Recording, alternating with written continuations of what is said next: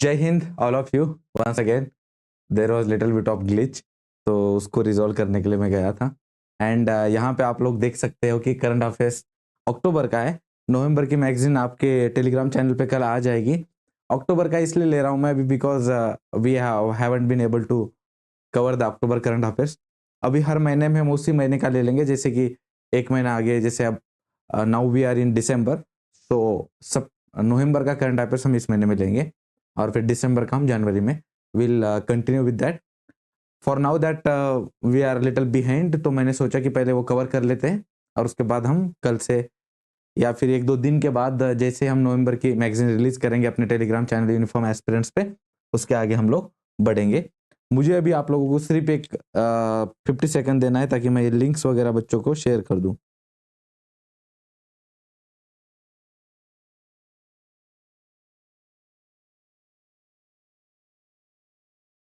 जिन बच्चों को नहीं पता है कि हमारी ये मैगजीन कहाँ पे होती है, वो लोग थोड़ा सा देख सकते हैं।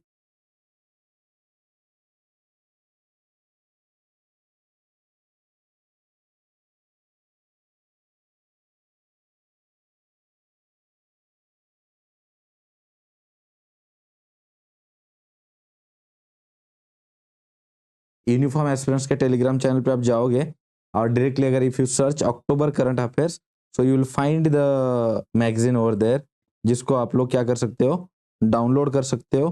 और जो बच्चे यूट्यूब पे मेरे साथ जुड़ चुके हैं, they can comment and tell me, let me know आपका नाम की, ताकि फिर हम लोग थोड़ा सा एक दूसरे को इन्वॉल्व करके लेक्चर को आगे बढ़ा सके।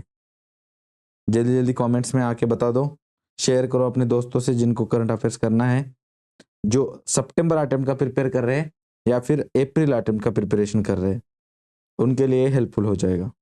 एक साल का करंट अफेयर्स हमको मिनिमम करना है।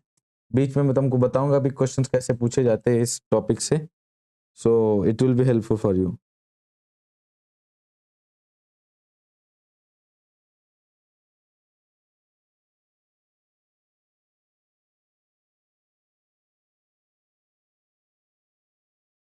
Okay, let's start now.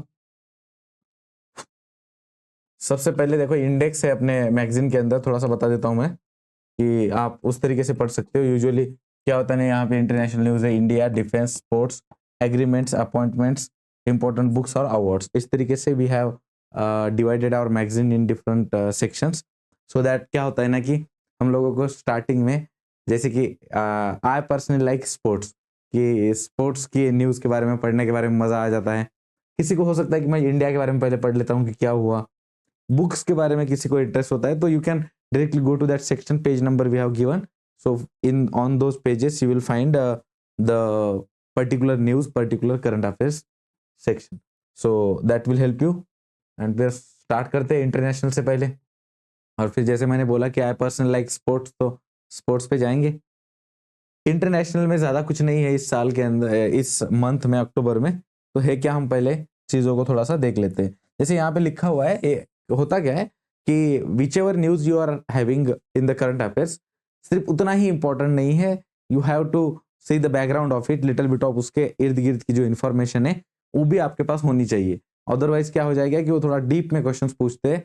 जैसे अपना पढ़ा के हो जाएगा ना, टेलीग्राम चैनल के ऊपर I will share the at least 5 test based on October current affairs. अक्टूबर से हम 5 गूगल फॉर्म शेयर करेंगे, जो आप देके आपको आइडिया आ जाएगा कि क्वेश्चंस पूछे कैसे जाते हैं। जैसे अब यहाँ पे हम अगर देखते हैं तो ये ब्राजील के बारे में न्यूज है, has recently decided not to join China's belt and road initiative. BRI जो एक इनिशिएटिव है जिसके तहत China is trying to connect at almost I think 72 countries, some 70 to 73 countries have joined BRI, जिसके अंदर पोर्ट्स बनाना, railway बनाना, उसके साथ roads बनाना, अलग अलग कंस्ट्रक्शन के इंफ्रास्ट्रक्चर को बड़े बड़े प्रोजेक्ट्स है that they are trying to build. काफी ज्यादा खर्चा है, billions of rupees they are spending on this. And this जो ब्रिक्स का न्यूज है, इससे रिलेटेड क्या है, ब्रिक्स का। अच्छा, ब्रिक्स के अंदर हम लोग जानते हैं कि कौन से कंट्रीज आते हैं। बी से क्या है आपका, ब्राजील, ठीक है, बी से आपका ब्राजील, उसके बाद Russia, India, China and south Africa. Okay, so now you already know that this BRI goes from the Pakistan China economic corridor. There is a term that they have used, that Pakistan China PC economic EC. तो ये जो corridor है ना, यहाँ से उन लोगों ने पीओके के अंदर से they are trying to build the road, काफी बड़ा रोड और ट्रेन का प्रोजेक्ट चल रहा है वहां पे।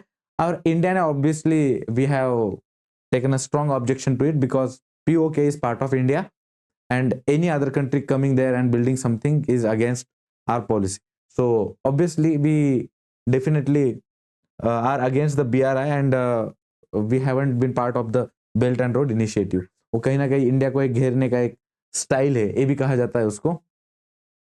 तो बस फिर उसी तरीके से देखो, इंडिया इस BRI से बाहर है। कौन से कंट्री के ग्रुप में से? ब्रिक्स कंट्री के ग्रुप में से इंडिया सबसे पहले बाहर हुआ। सेकंड नंबर पे आपको देखने को मिलेगा ब्राजील, ठीक है। Brazil is out of that project and so there are two nations which are out of, which are not part of BRI, यानी कि belt and road initiative of China. First is India, second one is Brazil, which this countries are part of BRICS, ठीक है। BRICS के part रहने वाले दो countries BRI का part नहीं है। काफी एम्बिशियस प्रोजेक्ट है और ब्राजील को they were trying to get but they didn't, because Brazil का दूसरा एक प्रॉब्लम है कि Brazil is on the close friendship, close relation with the America, तो कहीं ना कहीं उनको नाराज नहीं करना चाहते थे, तो इसलिए they are not part of BRI। उसके बाद देखो द गवर्नमेंट ऑफ नाइकागुआ, ठीक है, has announced that it will break diplomatic relation with Israel. Israel के साथ वैसे भी इनका कोई ज्यादा रिश्ता था नहीं। अभी रिसेंटली जो वॉर्स हो रहे हैं मिडिल ईस्ट के अंदर, जिसके अंदर आपको हमास और इजराइल का और पैलेस्टाइन का जो इशू है, साथ में लेबनान को लेके भी जो इजराइल ने एक रुख अपनाया था कि भाई हम तो हमला करेंगे ही, ठीक है। तो इन सब चीज को देख के काफी ज्यादा क्रिटिसिज्म भी मिला था उनको। और फिर एक देश है नाइकागुआ, स्मॉल कंट्री है जिसकी पॉपुलेशन भी ज्यादा है नहीं, और उनके साथ डिप्लोमेटिक रिलेशन तोड़ दिया है। किसके साथ? इजराइल के साथ। अब रियलिटी है कि इजराइल के साथ वैसे भी इनका कोई ऐसा बड़ा रिश्ता था नहीं। समझ में आया आपको?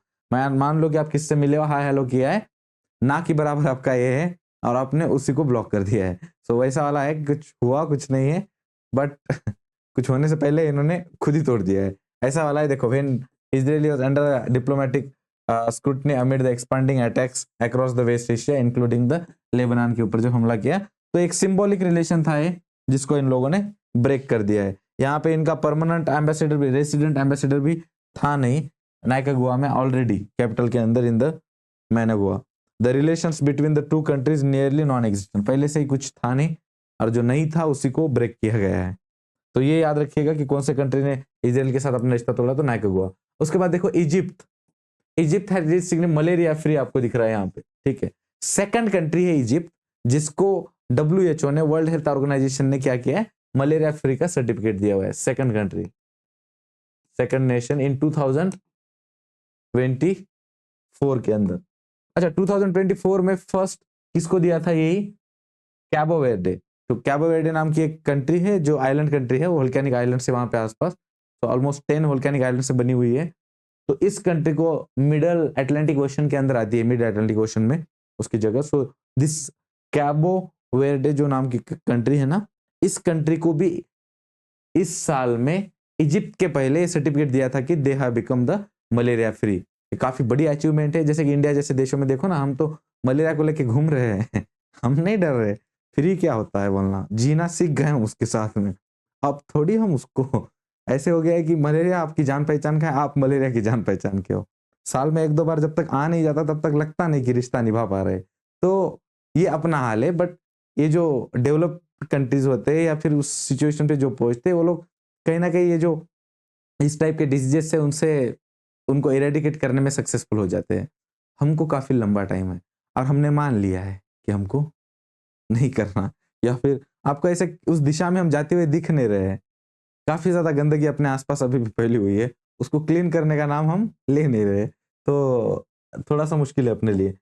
इसीलिए देखो, थर्ड वर्ल्ड कंट्रीज के लोगों को वीजा नहीं देते वो लोग। उनको लगता है कि ऐसा बड़ा, ऐसा कोई भयानक डिजीज लेके आएगा है अपने देश में, और उधर से अमेरिका से कोई भारत में आया तो उनके लिए जीना मुश्किल हो जाता है। उनको, उनके बॉडी को एंटीबॉडीज नहीं होते हैं कि मलेरिया के, टाइफाइड के, ऐसे डिसीज वहां पे है नहीं। उन लोगों ने इरेडिकेट करने में, खत्म करने में कामयाब है। वो 2-2 दिन में बीमार होते हैं। मलेरिया गया कि तुरंत टाइफाइड आ गया। वो बोलेगा, बॉडी बोलती होगी उसको कि भाई क्या है, कौन से नए नए वायरस है इधर, ठीक है, और फिर जिंदा रहना है उनके लिए टारगेट होता है इधर इंडिया में। चलो उसके बाद देखो, और वो जो तुमको फॉरेनर दिखते हैं ना, जो एकदम पी के पड़े रहते हैं गोवा के अंदर, वो भारत के बन गए हैं। वो इधर ही आए, उन्होंने पीना शुरू किया, उसके अंदर सब एंटीबॉडीज बन गए उनके। यूजुअली ज्यादातर लोग इसीलिए थर्ड वर्ल्ड कंट्रीज में आते हैं, क्योंकि उनको डर लगता है कि यहाँ जाएंगे तो ऐसा कोई वायरस मिलेगा जिससे हम लोग लड़ नहीं पाएंगे। चलो अब मैं क्या करने वाला हूँ, आप लोगों को थोड़ा सा स्पोर्ट्स के ऊपर लेके जाऊंगा, और स्पोर्ट्स से फिर वापस हम आएंगे ऊपर वाले न्यूज में, जिसमें इंडिया है, डिफेंस है, उन सेक्टर्स में हम लोग आएंगे। उससे पहले विल गो बैक एंड थोड़ा सा स्पोर्ट्स का देख लेते क्या है सीन, ठीक है। और स्पोर्ट्स मतलब वो नहीं कि आप गांव की तरफ जाके कंचे खेलते हो, ठीक है, वो भी स्पोर्ट्स है एक्चुअली। इंडिया इंडिया में जो स्पोर्ट्स हम लोग खेलते हैं बचपन से, जिसमें हम लोग अच्छे हैं, वो वाले ओलंपिक्स में नहीं है। नहीं तो किसी की मजाल है जो आपके साथ इसमें जीत पाए, ठीक है। वो गोटियां वगैरह खेली जाती है ना, ऐसे ऐसे समथिंग कंचे बोलते हैं आई थिंक उसको। तो खो खो मान लो, खो खो एक बच्चा मुझे बोल रहा था लेक्चर के अंदर कि सर खो खो अगर हो जाता तो हम जीत जाते। है नहीं, मतलब मजेदार स्पोर्ट्स है, बट क्या करे, हमको चेंज करना चाहिए वैसे स्लोली स्लोली। तो अब यहाँ पे देखो, द हॉल ऑफ फेम के अंदर, अब इनको देख के आपको लग रहा होगा, देखो एलिस्टर कुक, उसके बाद साइड में अपने भाई एबी डिविलियर्स, जो एक वक्त पे आरसीबी में हुआ करते थे, काफी ज्यादा फॉर्म में भी थे, अच्छा भी खेलते थे, उसके बावजूद हार जाते थे, ठीक है। वो टीम ही पनौती है, मतलब भाई साहब उनके साथ कुछ नहीं होने वाला, मतलब कुछ तो है, उन लोगों को कुछ पूजा अर्चना करनी चाहिए काफी ज्यादा। वैसे विराट दिखता है करते हुए, बट फिर भी पता नहीं किधर जा रहा है। चलो उसको बोलते हैं कि डेस्टिनी, आरसीबी टीम मतलब परफेक्ट एग्जांपल ऑफ डेस्टिनी, कि तुम्हारे लाइफ में क्या नहीं हो सकता, ये एक बार पता चलने के बाद प्रयास नहीं करना।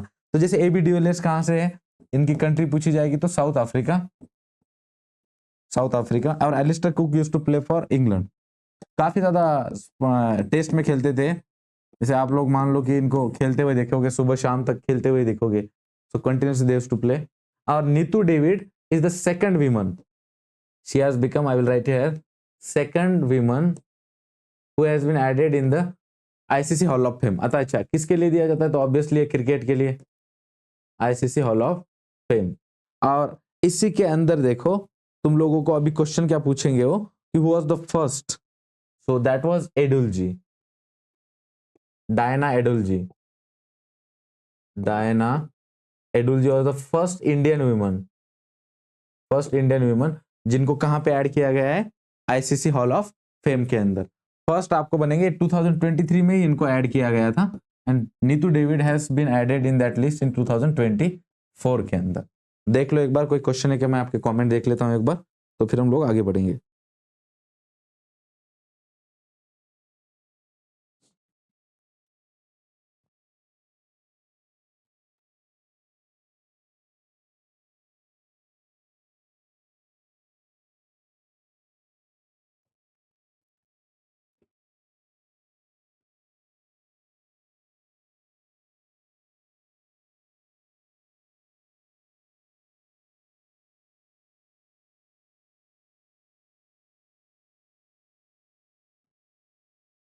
चलो कमेंट करके जल्दी जल्दी बताओ कि आप लोगों को कोई दिक्कत।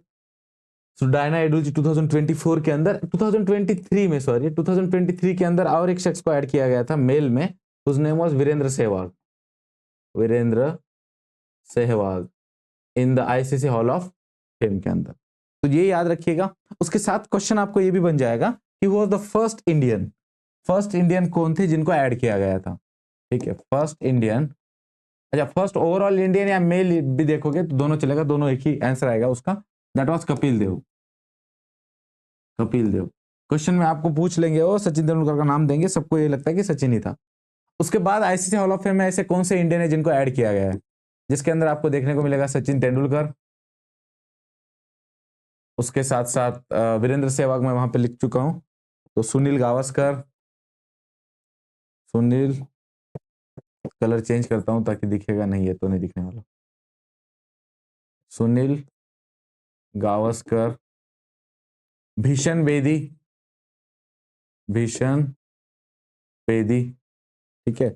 उसी के साथ आपके आई थिंक राहुल द्रविड़, उसके बाद अनिल कुंबले, राहुल द्रविड़, अनिल कुंबले, राहुल द्रविड़, अनिल कुंबले, यहाँ पे लिख देता हूं, लिख लेना है आप लोगों को, ताकि आपको ये भी पूछा जा सकता है कि which of the following Indian player is not part of ICC hall of fame. तो उसके अंदर 3 नाम ऐसे देंगे जो पार्ट ऑफ है और एक रहेगा जिनका वहां पे नाम ऐड नहीं किया गया है। तो उनका नाम आपको पता होना चाहिए। अनिल कुंबले लिख लीजिएगा, राहुल द्रविड़, अनिल कुंबले, विन्नू मनकड़। ठीक है, so these were the players so far that have been added into the ICC hall of fame. I think ये कलर तुमको दिख ही नहीं रहा है। ठीक है, मैं एक बार पढ़ ही देता हूं तुम लोगों के लिए।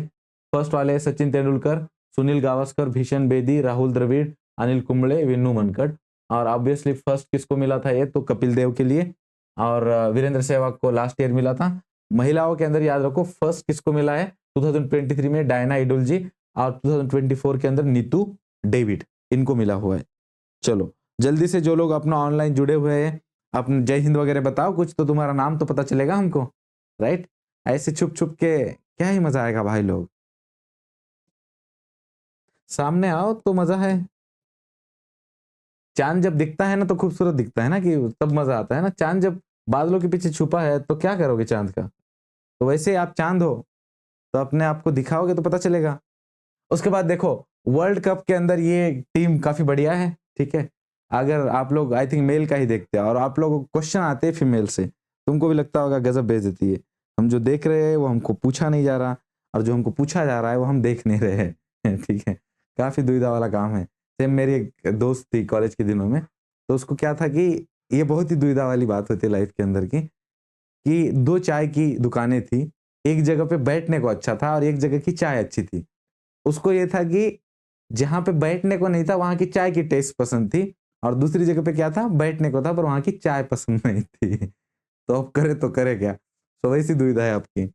इसलिए देखो यहाँ पे यही है कि आपको मेंस क्रिकेट क्या है पसंद है, मेल क्रिकेट मेंस क्रिकेट जो पसंद है अपना वो पसंद है, वो देखते भी हो आप, पर उसके बारे में क्वेश्चन वो लोग पूछते नहीं है। और फीमेल क्रिकेट आप देखते नहीं और उसके बारे में पूछते हैं। उस दुविधा के बीच में आप जी रहे हो। तो इसमें वैसे भी तो आप अगर ये देख लेते, महिलाओं का क्रिकेट अगर देख लेते तो मजा ही आ जाता। तुमने मेरा भरोसा करो, तुमने न्यूजीलैंड की टीम को देखा नहीं है, नहीं तो तुम मेल क्रिकेट छोड़ के मेंस क्रिकेट छोड़ के विमेंस क्रिकेट देखना शुरू करोगे।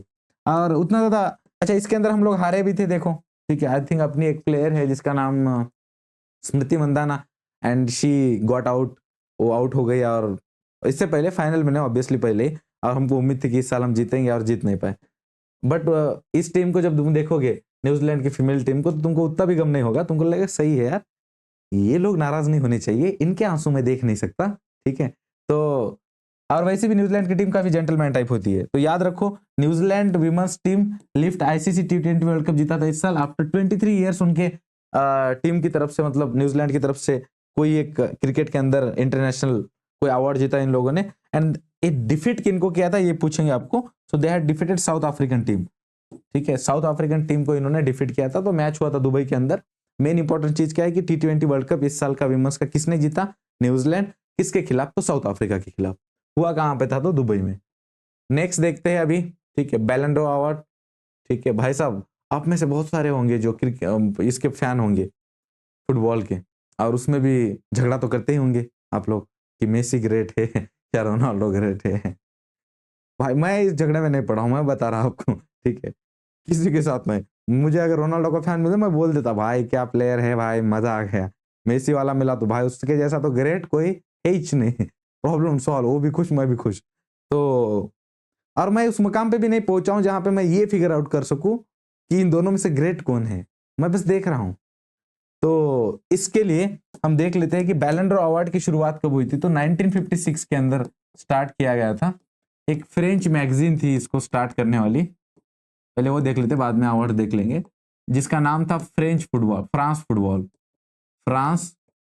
फुटबॉल। इस नाम की एक मैगजीन हुआ करती थी, एंड दे स्टार्टेड दिस बैलन डोर अवार्ड, जिसके अंदर आप लोगों को अभी देखेगा 2024 के अंदर देखो रॉड्री को मिला है मेंस बैलन डोर अवार्ड, और आइटाना बोनमाटी को मिला है फीमेल का जो अवार्ड है विमेंस बैलन डोर अवार्ड। उसके बाद आपको क्लब के बारे में पूछेंगे, main club of the year that is real Madrid को मिला है, और women club of the year FC Barcelona इनको मिला है। उसके साथ में आप लोगों को ये पूछा जा सकता है इसके अंदर दैट फर्स्ट जो था,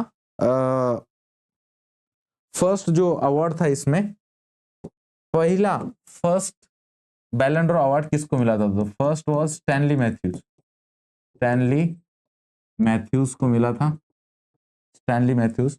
एंड उसी के साथ साथ ओनली एक ही गोलकीपर है इस स्पोर्ट्स में जिसको आज तक मिला है, मतलब गोलकीपर तो बहुत सारे होके गए, बट यही एक गोलकीपर है जिसको मिला है, ओनली गोलकीपर जिसको ये बैलन डोर अवार्ड मिला है। गोलकीपिंग जो करते हैं देखो फुटबॉल के अंदर, मैं वो प्लेयर्स में से हूँ, जब भी फुटबॉल खेल रहा हूँ थोड़ा बहुत, तो मुझे बच्चे गोलकीपर बना के रखे, और उन्होंने टारगेट रखा है कि भाई साहब की तरफ बॉल नहीं जाने देना है, मतलब वो बाकी कम खेल रहे हैं, उनका टारगेट यही है कि मेरी तरफ बॉल नहीं आने देना है। तो इसके अंदर देखो लेव एस्टिन नाम का एक प्लेयर था आपका, एलीवी एस्टिन, सो दिस लेव एस्टिन प्लेयर को मिला हुआ है गोलकीपिंग के अंदर।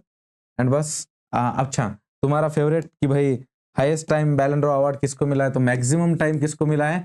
तो मेसी को मिला हुआ है, और वो भी 8 टाइम्स मिला है उनको। और फिर ऑब्वियसली दूसरा क्वेश्चन तुम्हारा कि सर रोनाल्डो को कितनी बार मिला है? फालतू में डिबेट मत करो, 5 टाइम्स मिला है। ठीक है, डिबेट तुम कर सकते हो। अब देखो भाई तुमको कौन पसंद है। डन, इस महीने पढ़ने वाला। चलो देख लो एक बार इसके अंदर, कोई डाउट है क्या? पूछ लो मुझको।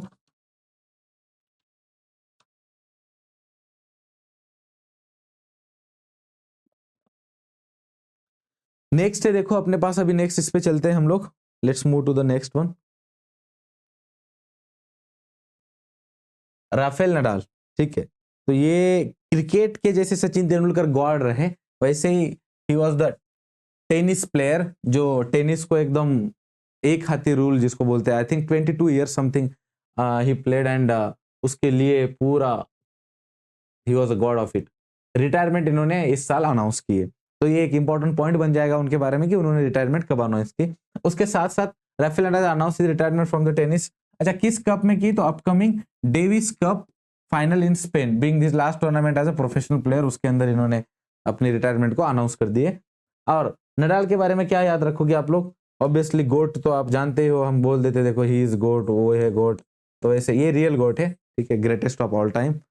उसी के साथ देखो इनके बारे में पॉइंट्स याद क्या रखना है, तो इनको गोल्ड मेडल मिला है ओलंपिक के अंदर, ओलंपिक गोल्ड मेडल सिंगल्स में बीजिंग 2008 जो कि चाइना के अंदर हुआ था, और डबल्स जो रियो ब्राजील के अंदर हुआ था, वहां पे डबल्स में इनको गोल्ड मिला है। उसके बाद इनके बारे में क्या पूछा जाएगा आपको? 22 men's singles grand slam which was in French open, जिसमें से 14 टाइम्स ही हैज वॉन, ठीक है, तो ये एक बहुत बड़ा रिकॉर्ड है।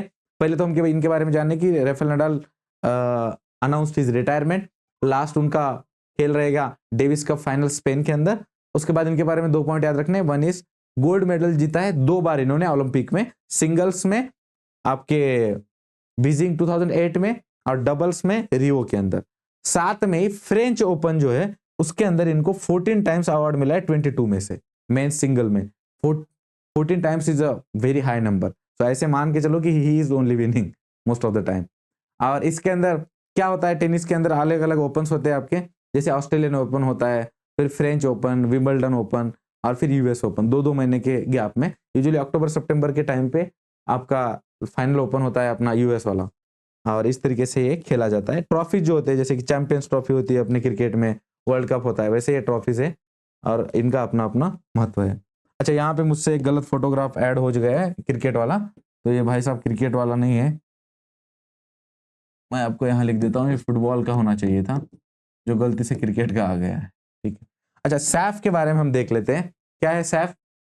अच्छा, सैफ का फुल फॉर्म क्या है? पहले तो ये लिख दूंगा तो आसान हो जाएगा, साउथ एशियन फुटबॉल फेडरेशन। तो अब आसान हो गया कि भाई फुटबॉल का है तो फुटबॉल फेडरेशन, तो फुटबॉल की मैच होगी। फिर इंडिया ने इसके अंदर फुटबॉल के अंदर किसको हराया है? तो Bangladesh has been defeated by India in the football.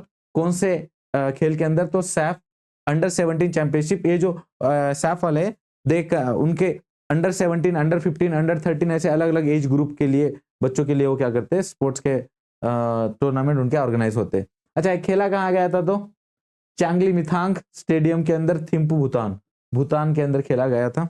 इतना याद रखो इनके बारे में। सैप अंडर 17 में इंडिया जीता, किसके खिलाफ जीता, किसको हराया, तो बांग्लादेश को फाइनल में। एंड उसी के साथ में मैच कहाँ पे हुआ था, तो थिम्पू भूटान के अंदर। स्टेडियम का नाम है उतना नहीं पूछेंगे आपको, बट फिर भी चांगलीमिथांग स्टेडियम के अंदर। अच्छा, इसके बारे में और एक क्वेश्चन आएगा आपको, दैट इज कौन से कंट्रीज सैप के अंदर पार्टिसिपेट करते हैं। तो मैं यहाँ पे लिख देता हूं। अब ऑब्वियसली अगर इंडिया ने बांग्लादेश को हराया तो इनका तो नाम होगा ही इंडिया, उसके बाद Bangladesh, Pakistan, then you have Nepal, then you have Bhutan,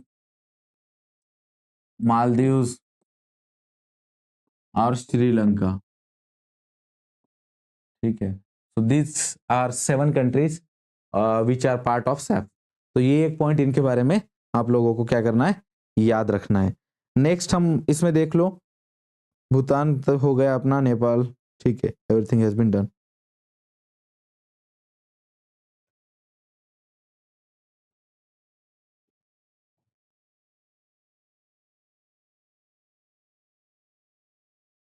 next इसमें देखो, चाइना ओपन के अंदर कौन जीता है, टेनिस की बात कर रहे हैं हम लोग अगेन।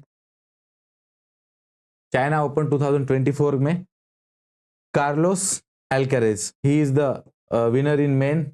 ठीक है, और फिर फीमेल में हम लोग देख लेते हैं कौन है। नेक्स्ट है अपने पास 2024 चाइना ओपन की विनर है Coco Gauff. So she has winner in the female category tennis के अंदर। ओके, नेक्स्ट हम चलते हैं अभी इंडिया में। नीतीश कुमार बाबू आ गए अपने, हम कुछ बोलेंगे तो विवाद हो जाएगा। ठीक है, ऐसे भी बिहार के अंदर या पूरे देश में फेम है कि ये भाई कब बदलेगा कुछ नहीं पता। ठीक है, इनके बारे में आप ये बोलोगे कब कब बदला, पता है गिरगिट कम कलर बदलता है, पर नीतीश बाबू किस पार्टी में जाएंगे, किसके साथ सरकार बनाएंगे, खुद नीतीश बाबू कंफ्यूज है उसको लेके। तो इनके बारे में देखो, निजी टिप्पणी को टालते हुए हम आगे बढ़ते हैं। विमेंस एशियन चैंपियनशिप ट्रॉफी 2024 का उन्होंने लोगो को अनावरण किया है, उसका लोगो रिलीज किया है, जिसके अंदर देखो गुड़िया नाम दिया गया है उसको। क्या नाम दिया है, गुड़िया, प्यारी गुड़िया, अपनी गुड़िया। ठीक है, तो विमेंस का है तो ऑब्वियसली गुड़िया दे दिया भाई ने कि सही तो लगेगा। और ये इंस्पायर कहाँ हुआ है, देखो स्पैरो से, which is the state bird of Bihar. State bird है बिहार का। एक जनरल क्वेश्चन, जनरल नॉलेज हो गया आपके लिए कि स्टेट बर्ड बिहार का क्या है, स्पैरो है। और उसका टाइटल क्या दिया है, गुड़िया। कौन सी ट्रॉफी के लिए, विमेंस एशियन चैंपियनशिप ट्रॉफी। अच्छा, किस स्पोर्ट्स में होगा, आप लोग फोटोग्राफ देख के कुछ तो गेस कर ही सकते हो बाहर। सो हॉकी दिख रहे हैं ना आपको, ठीक। चक दे इंडिया मूवी देखी है क्या आप लोगों ने? अच्छा, देखी नहीं होगी तो देख लेना चाहिए आपको, काफी खूबसूरत मूवी है हॉकी के बारे में, so you should watch it. उसके अंदर एक सीन आता है जहाँ पे शाहरुख खान फाइनल है लास्ट के अंदर, और बहुत खूबसूरत सा सीन है, उसकी आंखों के एक्सप्रेशन, द मोमेंट। तो वो एक्टिंग का एक बेहतरीन अदाकारी थी शाहरुख के द्वारा, तो आप देख सकते हो। अच्छा, इसका बस यही है। और इसको कहाँ पे इसका अनावरण किया था, तो राजगीर हॉकी स्टेडियम में। ठीक है, वहां पे डेवलप किया गया है जहाँ पे होने वाला है। इंडियन गवर्नमेंट और बिहार गवर्नमेंट के बीच का वो एक इनिशिएटिव है जिसके तहत हॉकी को प्रमोट कर रहे हैं। फिर से एक बार देख लो कौन सी ट्रॉफी है, तो विमेंस एशियन चैंपियनशिप ट्रॉफी 2024। लोगों का नाम क्या है, तो गुड़िया। कहाँ से इंस्पायर हुआ, तो स्पैरो से। किस किस के बीच में हो रहा है, तो बिहार गवर्नमेंट और इंडियन गवर्नमेंट के बीच का एक इनिशिएटिव है, इंस्पायर हुआ है। और उसके साथ साथ will be held at newly, कहाँ पे, तो राजगीर हॉकी स्टेडियम बिहार के अंदर ही है। उसके बाद देखो तवांग का नाम आया है। ठीक है, तवांग का नाम तो आपको याद ही होगा, सबसे खूबसूरत, काफी खूबसूरत है। लाइफ के अंदर ऐसे कुछ शहर है भारत के अंदर जहाँ पे एक बार तो घूमना ही चाहिए इंसान को, तो तवांग उसमें से एक है। तो तवांग कहाँ पे है, तो स्टेट पूछा जाएगा तो याद रख लो अरुणाचल प्रदेश। अरुणाचल प्रदेश। अच्छा, अरुणाचल प्रदेश में क्या है फिर इसके बारे में न्यूज, हाई एल्टीट्यूड, सबसे ऊंचाई के ऊपर टफ बनाया गया है, जो फुटबॉल खेलने के लिए होता है, स्टेडियम बनाया गया है तवांग डिस्ट्रिक्ट में। और उसको, उस टफ को फीफा ने सर्टिफिकेट दिया है उसकी क्वालिटी को लेके कि काफी बढ़िया है। And that shows the India's commitment towards the sports, sports को लेके अपनी कमिटमेंट्स को ये दर्शाता है। चलो हो गया, आगे बढ़ते हैं। नेक्स्ट है 2024 शांघाई मास्टर्स के अंदर जो विनर है उनका नाम है Jannik Sinner, claims the singles title. और बस यही याद रखो, टेनिस के अंदर जीता है इन्होंने। कहाँ पे, तो 2024 शांघाई मास्टर्स। शांघाई कहाँ पे, तो चाइना के अंदर है। और विनर कौन है, जेनिक सिनर, सिंगल्स टाइटल जीता है वहां पे। टेनिस के अंदर। अच्छा, अब आ गया देखो ईरानी कप, अपना तुम सब लोगों का फेवरेट स्पोर्ट्स क्रिकेट। क्रिकेट में होता है, इसको मैं शॉर्ट में समझा देता हूँ कि इसका पॉइंट क्या समझना है आप लोगों को। जो रणजी ट्रॉफी होता है, जिसके बारे में आपने हमेशा सुना है, रणजी के जो टीम्स होते हैं उनके बीच में रणजी का जो विनर होता है, the winner of Ranji trophy, उसकी मैच होती है। रणजी का स्पोर्ट्स हुआ, सारे टीम्स ने खेल लिया, उसका जो विनर निकला है उसकी मैच अगेंस्ट, उसकी एक मैच बनाए, मैच होती है against rest of India. Rest of India, अच्छा रेस्ट ऑफ इंडिया मतलब रणजी ट्रॉफी के अंदर खेलने वाले हारी हुई जो टीम्स है उसके अंदर के अच्छे अच्छे प्लेयर्स को चूज किया जाता है। इस टीम से बॉलर्स ले लिया, इससे बैट्समैन ले लिया, उनकी एक टीम बनाई जाती है, वन टीम, बेहतरीन प्लेयर्स के, अच्छे परफॉर्म करने वाले, और उनकी मैच होती है किसके खिलाफ, ये रणजी ट्रॉफी के विनिंग टीम के खिलाफ। और उसका जो विनर होता है, यहाँ पे जो विन करता है इन दोनों में से, उसको दिया जाता है ईरानी कप। हो क्या जाता है ऐसे, जब टाइटल हो ईरानी कप वगैरह, तो आपको ये हो जाएगा कि एग्जामिनर आपको दे देगा कि जैसे ईरान और भारत के बीच में कोई कप हो रहा है स्पोर्ट्स का, या फिर कुछ फुटबॉल का डाल देगा, कुछ और डालेगा, ताकि आपको लगे कि ईरान से रिलेटेड ही होगा और आप वहां पे गड़बड़ा जाओगे। तो इसलिए याद रखना है ईरानी कप। तो इस रणजी ट्रॉफी के विनर की रेस्ट ऑफ इंडिया के साथ जो मैच होती है उसको दिया जाता है। न्यूज क्या है, मुंबई ने जीता है, ये मुंबई की टीम ने जीता है, कितने सालों बाद, तो 27 ईयर्स के बाद इन्होंने कौन सा कप जीता है, तो ईरानी कप जीता है। डन, ये थी आपकी न्यूज। नेक्स्ट देखो विराट कोहली, ठीक है, आप जानते हो, हम भी जानते हैं, जब खेलते नहीं थे तो हम लोग बेचारे भाभी को परेशान कर दिया था, ठीक है, अब खेलते हैं सब कुछ बोलते नहीं है, पता नहीं अभी कौन से दिन अब बोलना लोग शुरू करेंगे, अभी तो नहीं बोलेंगे, अब तब तो शादी नहीं हुई थी इसलिए ब्लेम कर रहे थे भाई को। ऐसे ही होता है ना कि लड़का जब सक्सेसफुल नहीं होता है तो लड़की को ब्लेम कर दिया जाता है, राइट। पर सक्सेसफुल होता है ना, तब क्रेडिट भी तो लड़की को दिया जा रहा है, तो दोनों चीजें तो होनी चाहिए ना। तो एनीवे यहाँ पे देखो, Virat Kohli became the fourth Indian batter to score 9,000 in test run. Test के अंदर 9,000 स्कोर करने वाले कौन है, he has become the player. अच्छा, फर्स्ट कौन है फिर आपके, दैट यू शुड नो। इसके अंदर कौन कौन है जिन्होंने आप लोगों को देखने को मिलेगा, राहुल द्रविड़, जिन्होंने ये हासिल किया हुआ है, उसके बाद सचिन तेंदुलकर, राहुल द्रविड़, सुनील गावस्कर, फर्स्ट लिखो सुनील गावस्कर, सीक्वेंस देख लेना, आई एम नॉट अवेयर कि पहले कौन, सुनील गावस्कर के आई थिंक फर्स्ट आए थे, उसके बाद आपके राहुल द्रविड़ और सचिन तेंदुलकर, सचिन तेंदुलकर। सो these were the other 3 Indian batsman जिन्होंने ये मकाम क्या किया है, हासिल किया है, देख लो एक बार।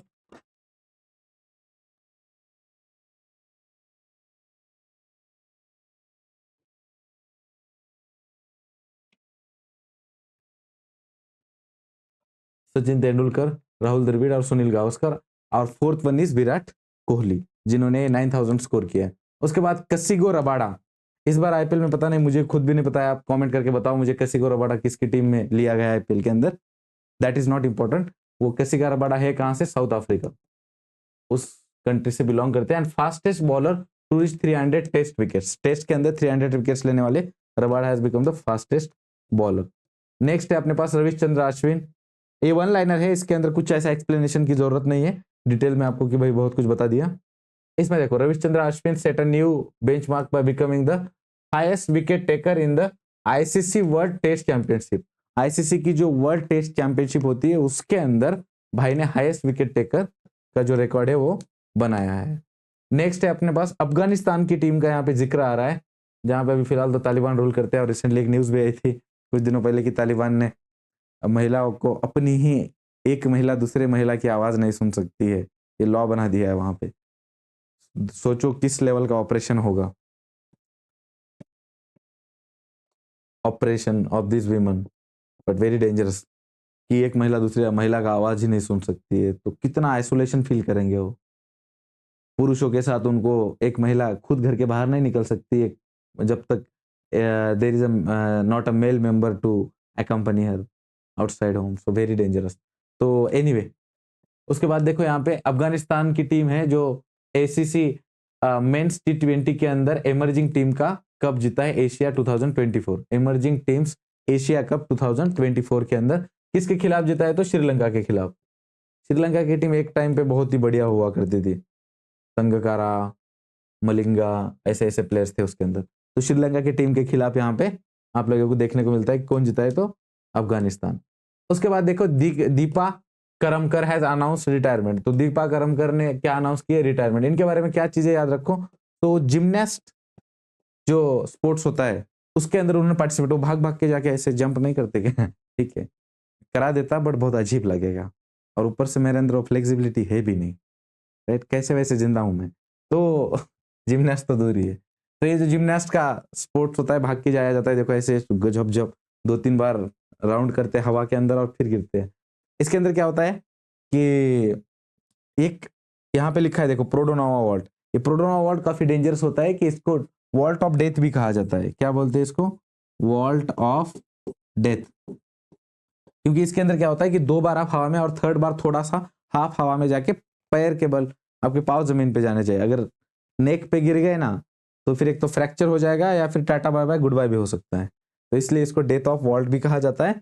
एंड इनके बारे में ये पॉइंट याद रखो, countries first ever medal in the women's gymnastics eight Commonwealth games 2014 में जो कॉमनवेल्थ गेम हुए थे, भारत के अंदर ही ऑर्गेनाइज किया था भारत ने कॉमनवेल्थ गेम्स को। तो उसके अंदर countries first ever medal in women's gymnastics के अंदर जीता था किसने? दीपा करमकर। अच्छा, इनके बारे में ज्यादा न्यूज कब फैली? जब उन्होंने प्रोडोनोवा वॉल्ट हासिल किया था, शी बिकेम ऑफ। और उनको अवार्ड्स कौन से मिले? तो अर्जुन अवार्ड, मेजर ध्यानचंद खेल रत्न अवार्ड, और उसके बाद पद्मश्री मिला है 2017 के अंदर।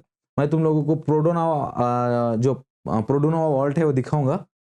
ये थोड़ा सा हम लोग नीचे जाएंगे, उसके बाद मैं दिखा दूंगा आपको। आई थिंक ये लास्ट ही है स्पोर्ट्स का सेक्शन जो हम कर रहे हैं, तो उसके बाद मैं I will show you Produnova vault होता क्या है।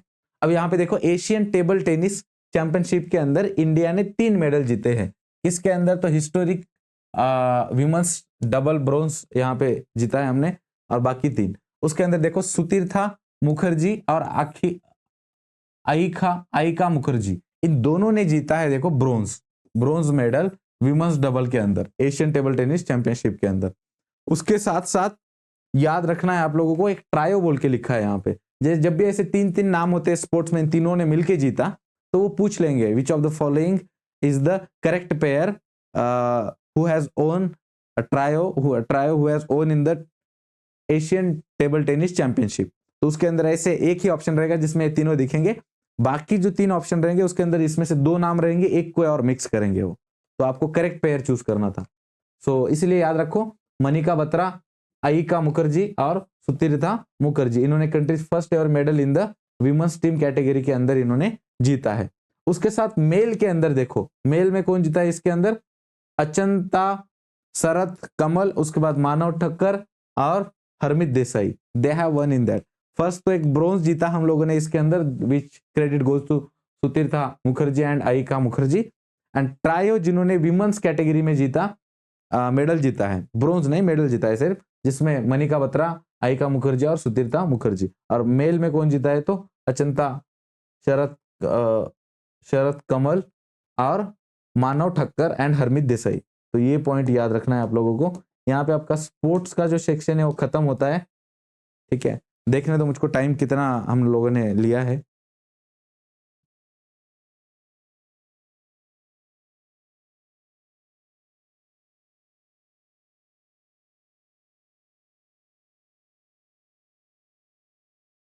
ड्रीम डेस्टिनेशन, जय हिंद दोस्त। कैसा लगा? समझ में आया क्या लेक्चर आपको?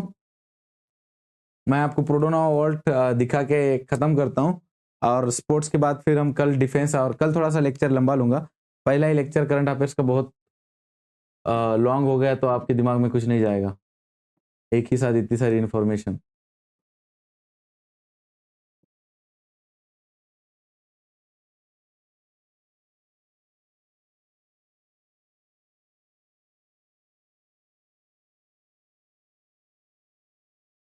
चलो नाउ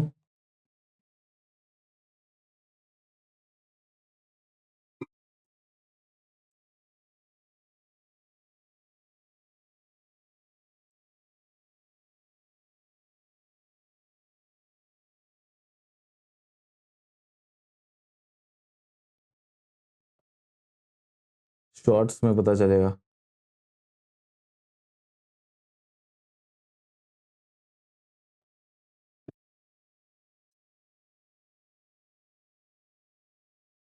जय हिंद उदय।